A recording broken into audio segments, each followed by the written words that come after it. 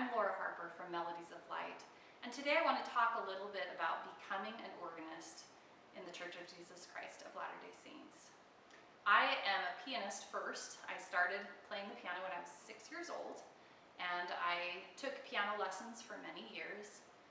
And later, as a college student, I came across a situation where an organist was needed, but there were none available. I called my sister because she had functioned as an organist, even though she was actually a pianist at one point. And I asked her, can it really be that hard to play the organ? She gave me a couple of hints that started me off on my organ journey. And now I've played in a lot of sacrament meetings and stake conferences, and I've really enjoyed the instrument. I do not claim to be a professional organist or even to be very good at it. I feel like in some ways I could call myself a cheater organist. But I've learned some things over the years that I thought might be helpful to share with anyone who is considering filling in on the organ, or maybe has received a calling and now gets the opportunity to figure it out. The first thing to remember is that whenever you're called to do something, Heavenly Father has purposes for that, and He will magnify you as you put in the effort.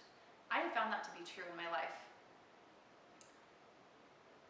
The calling is for me as much as it is for everyone else. And I think that that's an important thing to know. One of the things that's helpful, and that my sister told me way back then, was what the most simple hymns would be to start with on the organ. My number one recommendation, hymn 100, Nearer My God to Thee. If you want to start figuring out how to play the organ, that's where I would start. I would turn to page 100, hymn 100, and I would sit down at your piano, because most of you have either a keyboard or piano that's handier than an organ, and I would get comfortable playing the hymn. Maybe you already are, but if you're not comfortable playing the hymn, that would be the place to start. Once you're comfortable playing the hymn on the piano, the next step is to not use the pedal at all. That simulates a little bit of how the organ functions. The organ does not have a pedal function.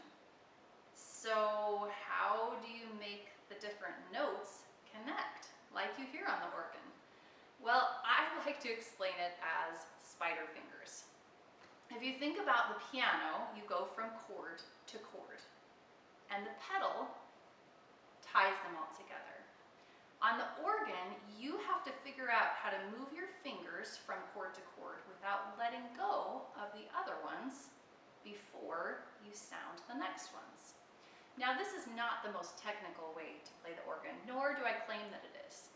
But it is the beginner's way to start feeling like you can tackle the organ.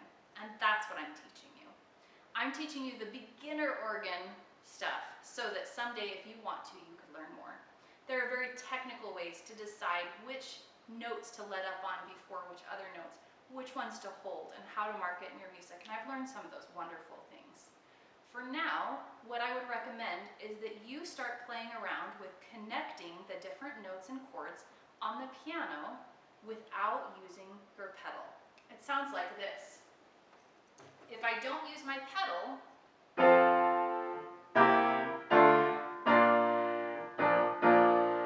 do you hear the gaps in between the different chords?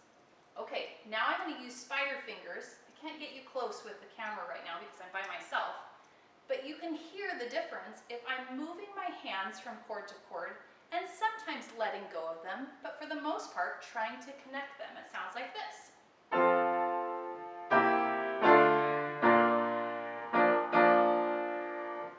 Can you hear the difference? I'm making the connections using my hand positioning. That's the first thing I would do on the piano to practice before you even worry about going to the organ.